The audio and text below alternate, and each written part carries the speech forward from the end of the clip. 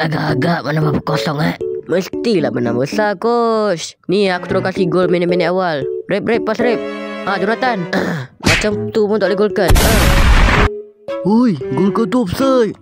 Offside? Mana ada offside, oi? Tak sia-sia bos promo tadi. Anak buah, hati-hati. Diorang dah santau barang kita.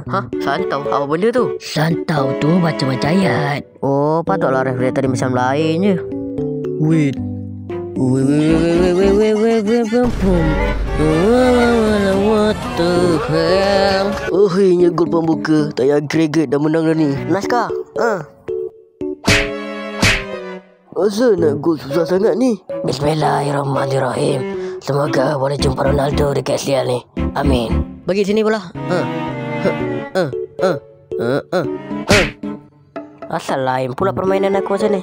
Oi botak, biar aku ambil Botak, nama aku Betty. Kawan berbau resis.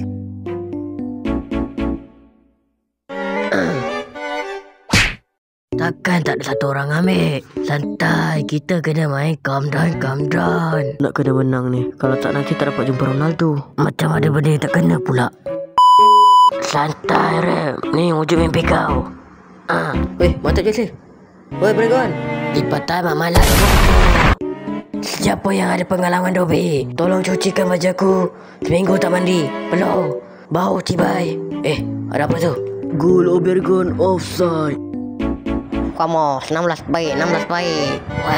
Weh. Tak dapat jumpa Ronaldo. Buat apa tu? Semoga Backstone hasilkan offside. Oscar tak percaya pada yang satu. Dan terbiara bukan lagi tembok Cina. Amin.